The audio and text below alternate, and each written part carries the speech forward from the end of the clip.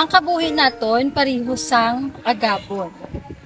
Makita talang subong, pagkadugay-dugay, madula na dayon. So that is why hindi kita mag-stick sa sining kalibutan, kaya ang aton nga kabuhi lumalabay lamang. So kung mag-stick kita sa aton nga kagalingon, dapat iya sa langit nun. Kaya ang langit nun, ang muna ang aton, dapat nga dira kita mag-invest sa aton nga kabuhi sa sining kalibutan. Kay hano gani hambas ang Bible, do not love the world, nor anything in this world.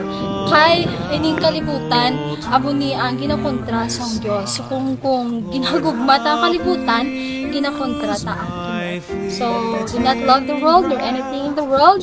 So if you love the world, the love of the Father is not in you. Life or death, and when my